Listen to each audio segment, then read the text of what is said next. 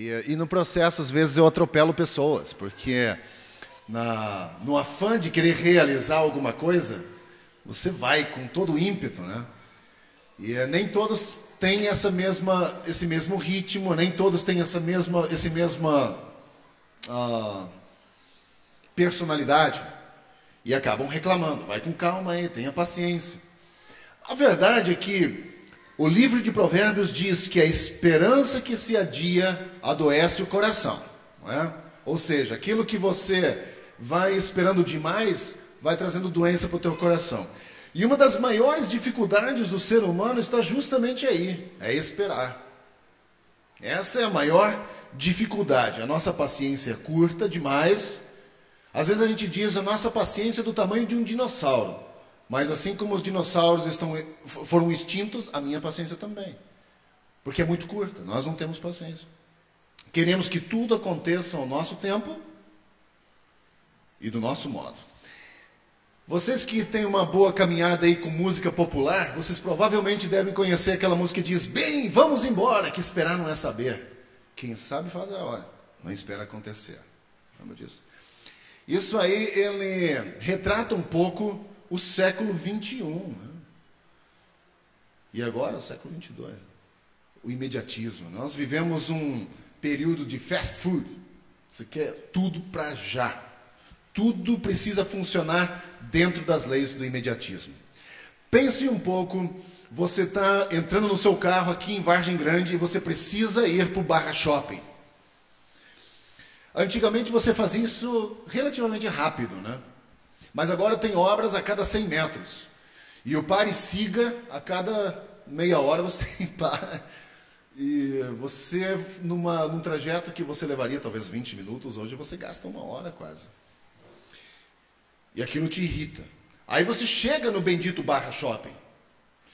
E aí você esqueceu que está justamente numa época de final de ano, onde as filas vão serpenteando dentro das lojas americanas. Mas você precisa, nas lojas americanas, comprar ainda um pacote de meias para o seu marido, para a sua esposa, enfim. Você precisa ir. Aí você entra nessa fila. E de repente você lembra que você não tem dinheiro, mas tem que pagar com um cartão. Aí você percebe que por causa de tantas pessoas usando o cartão ao mesmo tempo, as linhas estão fora do ar. E você tem que ficar esperando. E você adoece, então, e você fica com raiva, e aquilo vai causando em você uma sensação de terror. O que deveria ser, na verdade, um prazer, se torna um terror. E, na verdade, nós queremos que Deus haja na nossa vida na mesma velocidade em fast food. Por exemplo, você vai no McDonald's, se ele não te atende em 30 segundos, você reclama. Pô, o que está acontecendo? Caiu o serviço aqui, pô, já era mais rápido. E nas nossas orações, nos pedidos que nós fazemos a Deus, nós esperamos que Deus haja na mesma velocidade de um fast food. Não temos paciência de esperar. Esperar um dia, uma semana, um mês para nós é uma eternidade. Mas muitos têm uma esperança que não se desespera. Vocês conhecem a história de Penélope e Ulisses, de Troia? Quem já leu essa história de Penélope e Ulisses? Lembra que Penélope foi pedida em casamento vários pretendentes, e ela disse assim: como é que faz aqui? Não é crochê, é tecer, eu vou usar esse termo. Ela tecia uma colcha, e ela disse: quando eu terminar de tecer essa colcha, aí eu respondo a sua proposta. Só que ela começava de manhã, quando era noite, ela desmontava tudo que ela tinha feito. E começava de novo, desmontava tudo que tinha feito. Para não responder as propostas, porque ela estava esperando o amado dela. Então ela tinha uma esperança que não se desesperava. Não importa, ela esperava. Mas tem outros que se desesperam antes de esperar. Que é o meu caso. Só de pensar quando a Raquel diz: eu tenho que ir lá na Barra pagar o... Ah, caramba, eu tenho que pegar trânsito. Já se desespera antes de esperar. E tem outros também que vivem o próprio desespero sem esperança. Está tão desesperado que não tem mais esperança. Acha que o filho não tem mais jeito. Acha que o casamento não tem mais jeito. Já vive desesperado, vive no próprio desespero sem esperança. Há aqueles ainda que esperam com segurança. Diz: não, mas um dia vai acontecer. Um dia a minha vida vai mudar. E há aqueles, como Abraão, que esperam assim. contra a esperança. Mesmo vendo que as circunstâncias são adversas, ele esperou. Essa manhã eu quero compartilhar com vocês um texto de Romanos capítulo 4, versículos 16 até o 25, que fala sobre a necessidade de termos paciência, porque queira você, quer não, Deus está no controle. Você pode até perder a esperança, se desesperar, mas Deus tem tudo na mão dele, está no controle. E quero compartilhar com vocês alguns princípios de 3 homens, que são 3 gerações: Abraão, Isaque e Jacó, pai, filho e neto. São 3 gerações que nós podemos tirar algumas lições para a nossa própria vida, para os nossos relacionamentos, para a forma como eu vivo o cristianismo e tudo mais. E é isso que a Bíblia é princípios para a nossa vida, princípios eternos, que você começa semeando aqui e que redunda na eternidade. Então precisamos entender isso. Ana, que era mãe de Samuel, aquele profeta do Antigo Testamento, quando ela estava estéril, ela pediu a Deus, Deus fez com que ela ficasse fértil, ela concebeu, teve um filho, e ela disse que aquele filho seria dedicado ao Senhor. Quando esse filho nasce, e ela então faz uma oração, ela diz assim: o Senhor mata e preserva a vida. Essa é uma poesia que ela fez.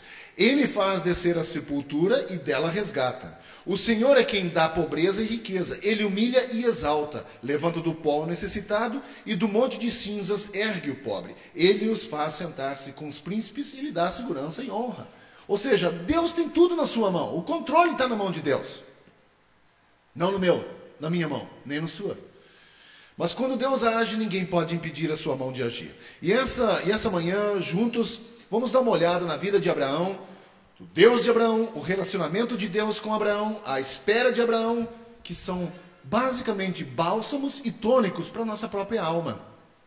E eu quero encorajar você essa manhã com esse texto, com alguns princípios também. Talvez você entrou aqui essa manhã desesperançoso, já sem esperança numa série de coisas na tua vida.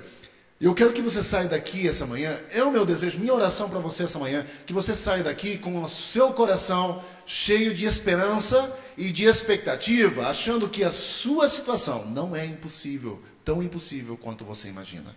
Talvez o momento em que você passa, que você esteja passando, de repente seja realmente de desespero. Mas eu quero encorajar você essa manhã com esses princípios, para não permitir que o desespero tome tal forma na sua vida que você desista de lutar por algo que você já vem lutando há tanto tempo. Diz assim o texto, se você tem a sua Bíblia aberta aí, Romanos capítulo 4, versículos 16 a 25, ele diz assim: portanto, a promessa vem pela fé, para que seja de acordo com a graça, e seja assim garantida a toda a descendência de Abraão, e não apenas aos que estão sobre o regime da lei, mas também aos que têm a fé que Abraão teve. Ele está dizendo, não é só para aqueles lá de antigamente, é para nós hoje também.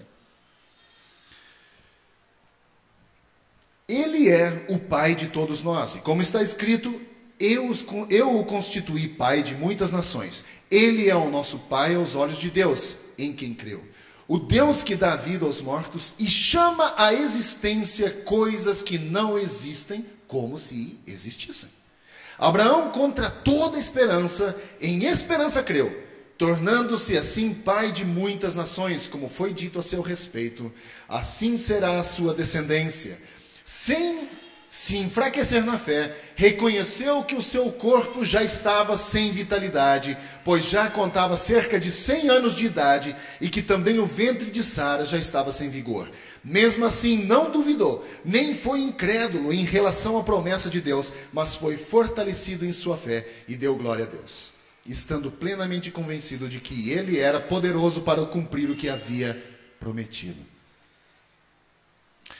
Em consequência, isso lhe foi creditado como justiça.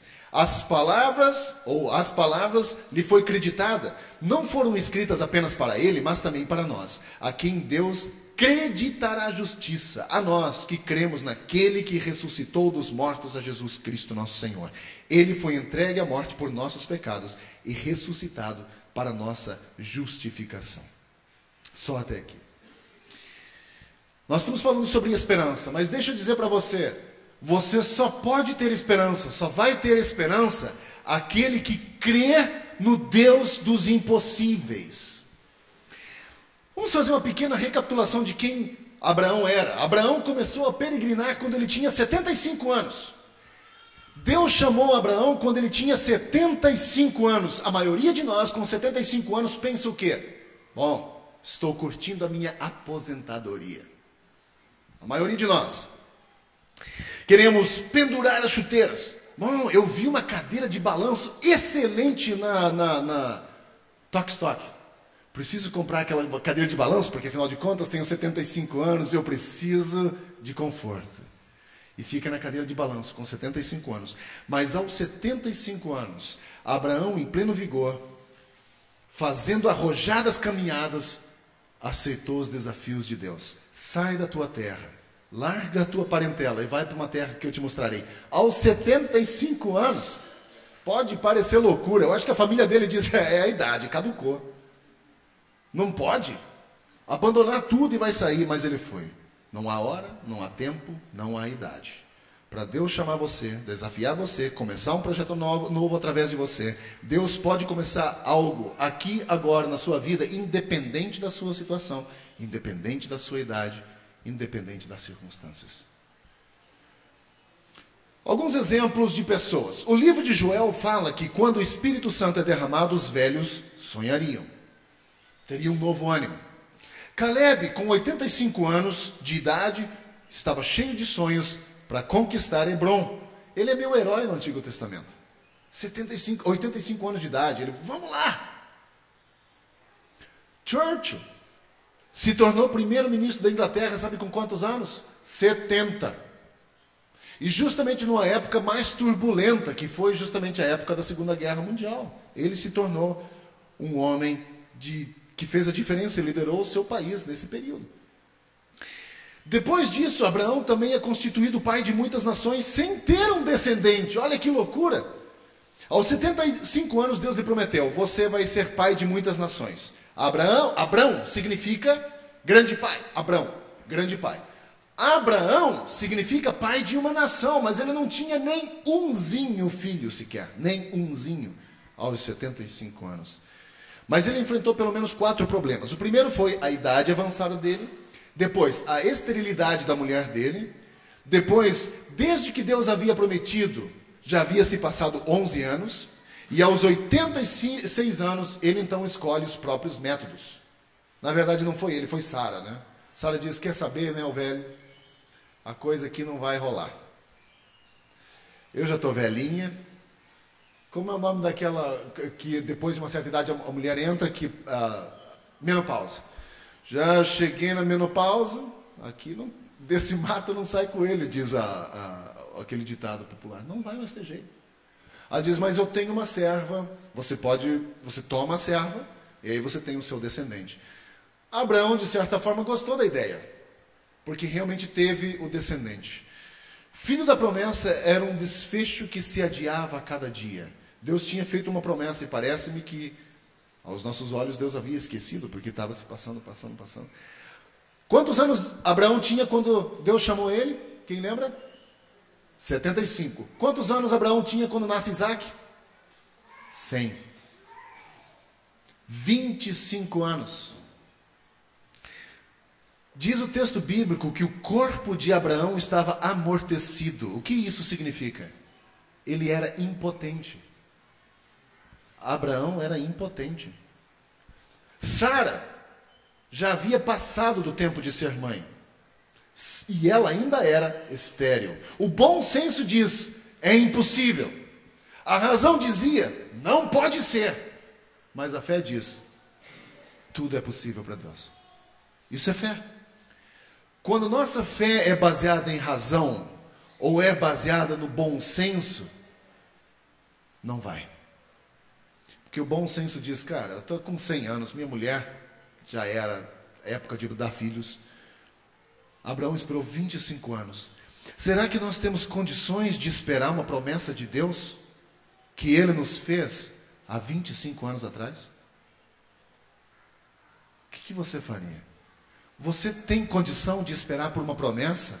ou de continuar orando por uma situação na sua vida e que passa dia, passa semana, passa mês e ano e você não vê a coisa mudar. Você tem essa esperança de dizer, puxa, de ir contra, né, as circunstâncias, puxa, eu vou continuar acreditando.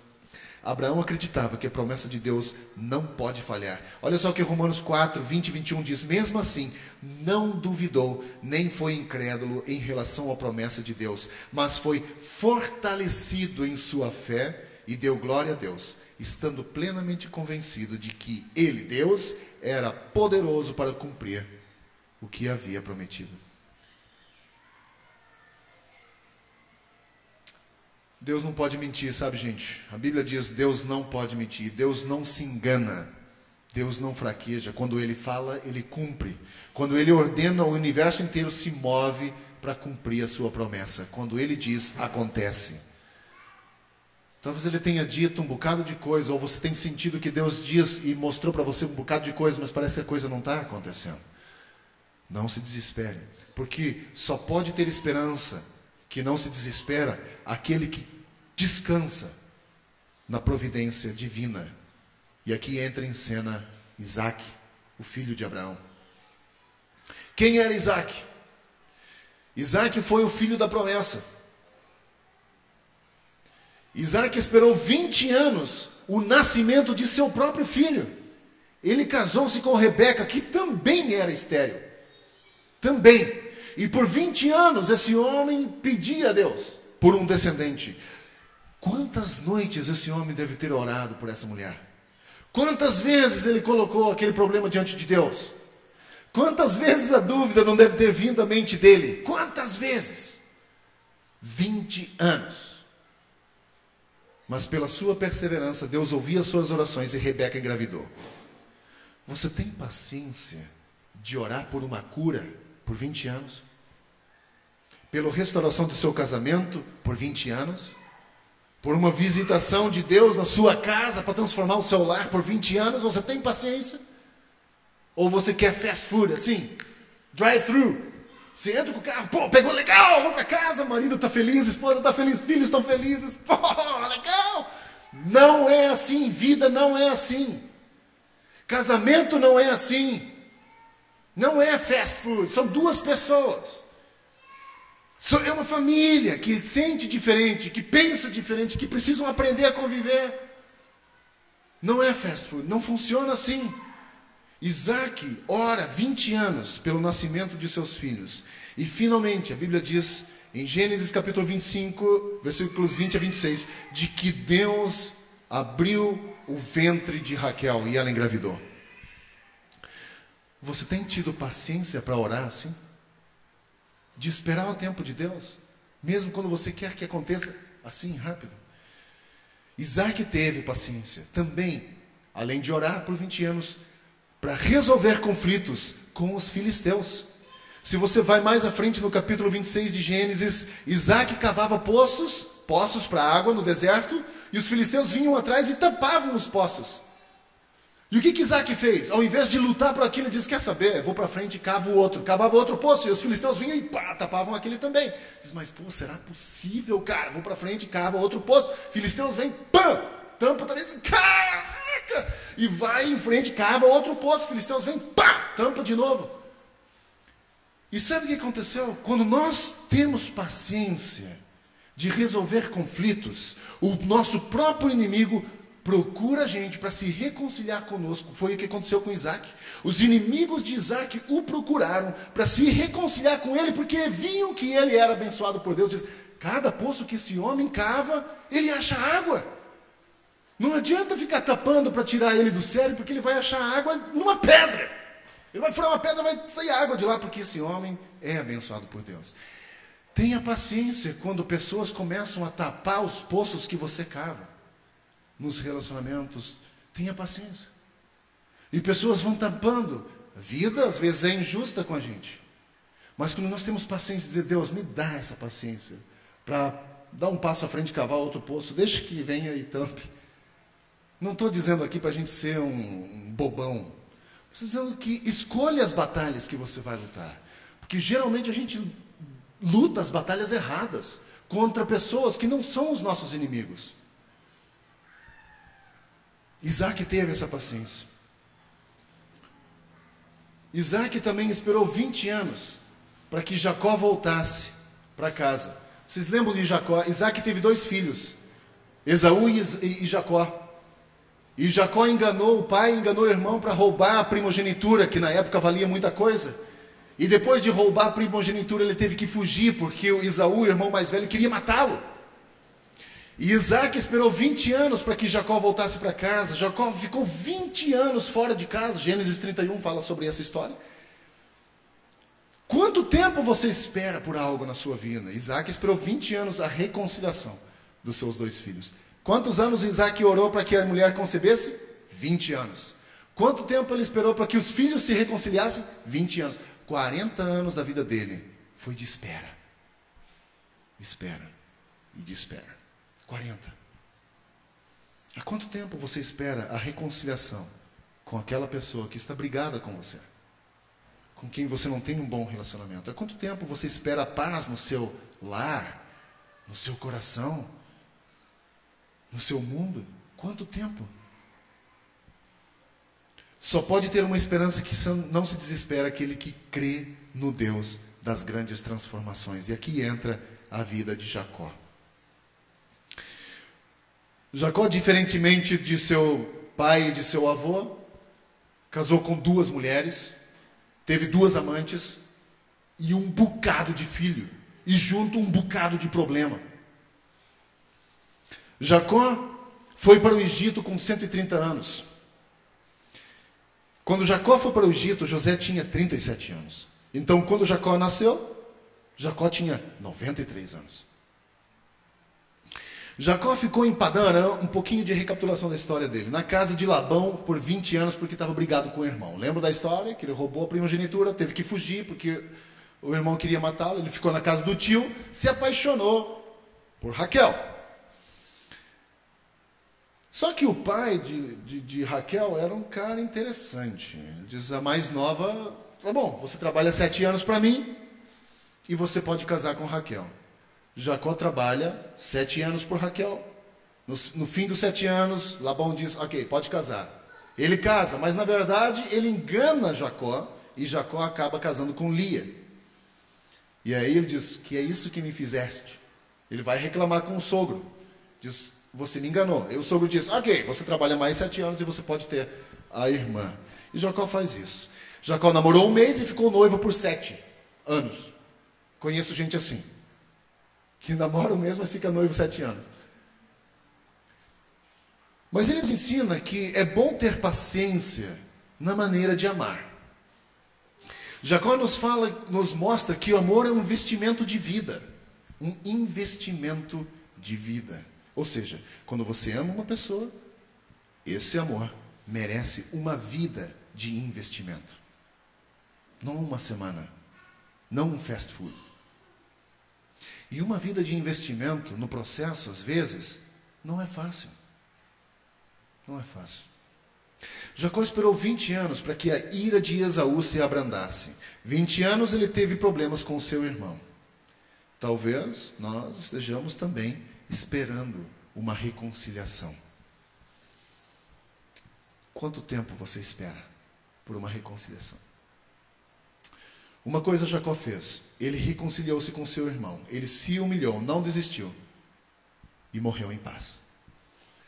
Jacó ficou 22 anos sem saber o que aconteceu com o seu filho José. Os irmãos de José o venderam como escravo aos egípcios. E quanto tempo esse homem chorou pelo filho? 22 anos. Agora, depois de velho, ele vai para o Egito e consegue ver o filho. O filho que ele tinha achado que estava morto, reviveu aos olhos dele, renasceu diante dos olhos dele. O que eu quero dizer com tudo isso, com esses 3 exemplos? Há um ditado popular que diz, a esperança é a última que morre. Mas muitos de nós já enterrou a esperança. Na própria vida, nos próprios sonhos, nos relacionamentos, no casamento, com os filhos, já enterrou a esperança. Não tem mais jeito.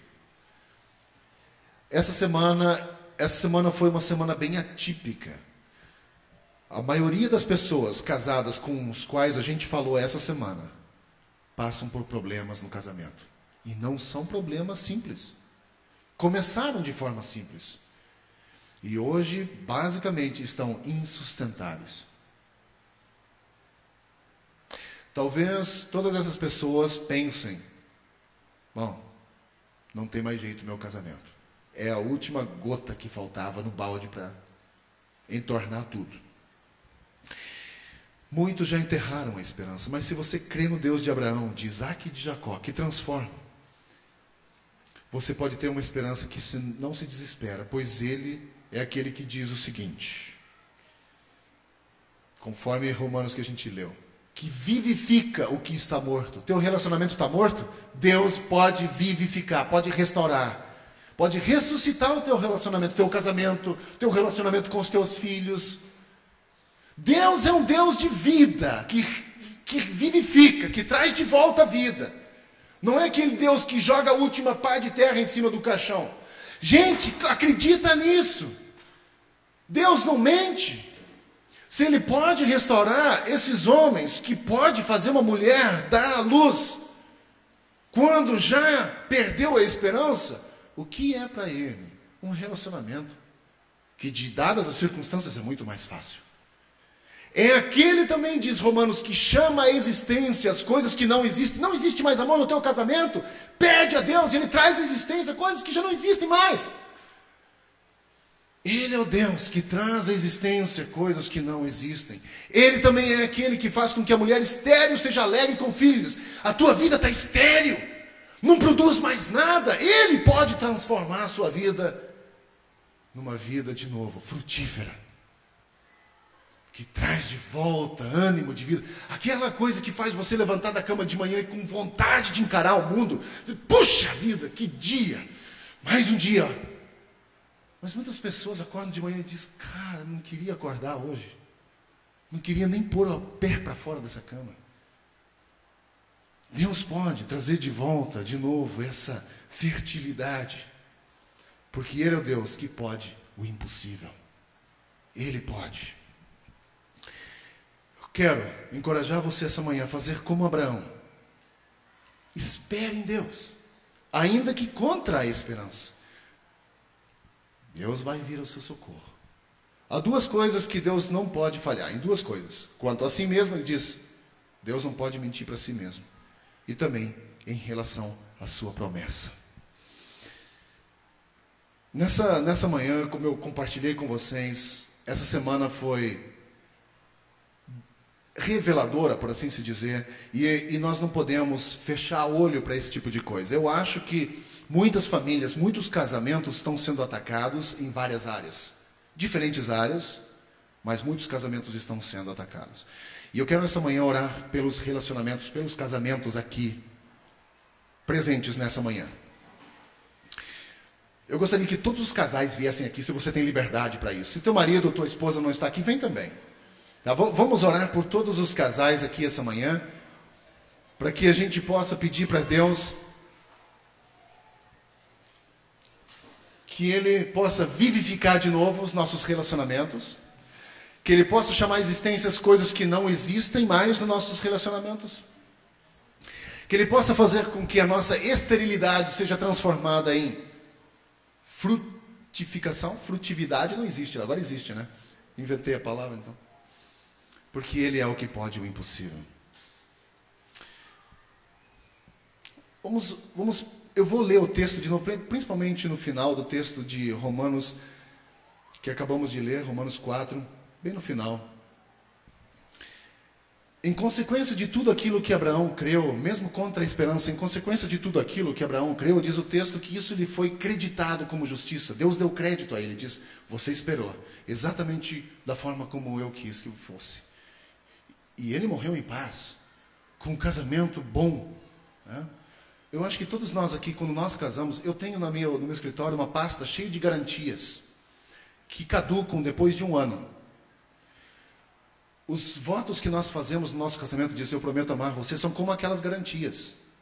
Mas se nós não refizermos, renovarmos essas garantias, elas vão caducar como aquelas garantias lá no meu escritório. Depois de um ano, elas não valem mais. Se o teu computador estraga, depois de um ano você vai levar e diz, cara, isso aqui já não vale mais. As promessas que você fez no teu casamento precisam ser renovadas, eventualmente a cada tempo. Precisam ser renovadas. Prometo amar você, respeitar você, mesmo quando você for chata comigo ou chato comigo, mas eu prometo amar você.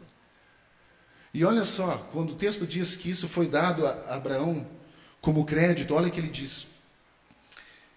As palavras lhe foi creditado, não foram escritas apenas para ele, mas também para vocês, cada um de vocês, para nós. Foram escritas para nós, a quem Deus creditará justiça, a nós que cremos naquele que ressuscitou Jesus.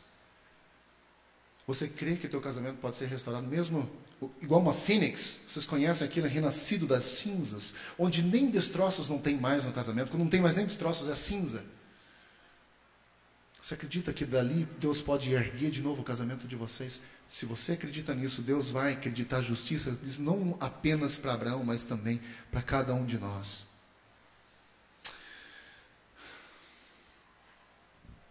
Senhor Deus, estamos diante do Senhor aqui como casais. Reconhecemos que, talvez em vários momentos, passamos por circunstâncias que nós não escolhemos muitas vezes entrar. Mas em alguns momentos, por acidente, por circunstância, nós entramos em situações tão difíceis, dos quais nós não vemos mais luz no fim do túnel. Não vemos mais esperança para os outros e nem para a nossa própria vida. Nessa manhã eu quero pedir, Senhor, dá-nos segurança de Tuas promessas que não envelhecem, mas que são fiéis e verdadeiras. Livra-nos no erro, de cair no erro de Sara, de querer dar uma ajuda ao Senhor. Livra-nos desse erro. E nos dá uma esperança que não confunde. E derrame o Teu amor em nossos corações pelo Espírito Santo. Vivifica em nós os relacionamentos ou coisas que já não existem mais em minha vida ou na vida de meus irmãos aqui. Se é falta de amor, inunda o coração dessas pessoas aqui de amor. Se é falta de respeito, traga também isso para dentro de nossas vidas. Se a dificuldade de convívio, de raiva, de ira, de mágoa, de feridas abertas, Senhor, traz cura. Traz cura, Senhor, em nome de Jesus. Derrama a Tua graça aqui nessa manhã sobre esses casais. Fortaleça a vida de cada um deles. Que eles possam ser perdoados e perdoarem qualquer ofensa que receberam ou que tenham feito. Deus, mas nós pedimos pelo poder do Teu nome, que o Senhor venha trazer bálsamo na vida de cada um de nós aqui nessa manhã. Que os corações sejam inundados pela Tua alegria, pela Tua esperança, aquela esperança que faz a gente acordar de manhã com o desejo de abraçar a vida. Traz de volta a vida que nós tanto sonhamos há tantos anos atrás, desde crianças, quando nós tínhamos sonhos e planos para uma vida feliz, cheia de realizações, do lado da pessoa que amamos. Traz isso de volta, Senhor. Traz isso de volta, a paixão de quando nós conhecemos o nosso cônjuge há tantos anos atrás. Traz de volta essa paixão, essa atração que sentimos, esse desejo de passar tempo junto, de ouvir com atenção. Deus, traz de volta o desejo de ir para casa, de ver a pessoa que amamos. Traz isso de volta. O desejo de olhar para os nossos filhos e saber que Ele carrega também, essa criança, uma parte do meu cônjuge, e que juntos nós fomos abençoados de gerar uma vida. Que nós possamos olhar filhos como uma demonstração do amor de Deus, de nos permitir gerar vida. Deus, em nome de Jesus, traz de volta a esperança. Dá-nos a segurança das Tuas promessas que não envelhecem, mas que são fiéis e verdadeiras. Livra-nos de cair em erros que nós cometemos, de erros que destruirão os nossos relacionamentos. Ajuda-nos. E traz uma esperança em nosso coração que não confunde. E oramos nessa manhã que o Teu amor seja derramado em nossos corações. Eu abençoo esses casais aqui na frente. como ministro da palavra do Senhor, eu abençoo a cada um de vocês. E que vocês possam sair daqui essa manhã cheios do Espírito do Senhor, irradiando esse Espírito do Senhor para os cônjuges que não estão aqui nesse dia. E que na casa de vocês repouse a graça do Senhor, a paz do Senhor e a alegria do Senhor. Deus abençoe vocês. Podem sentar.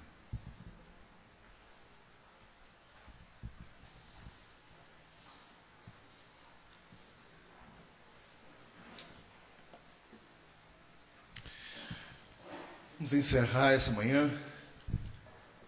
Se você precisa conversar sobre coisas mais profundas, estou à disposição para ouvir você, encorajar você mais um pouco, mas eu quero que você saia daqui encorajado. Acredita que a sua situação não é impossível para Deus. Deus gosta de situações que são impossíveis para nós.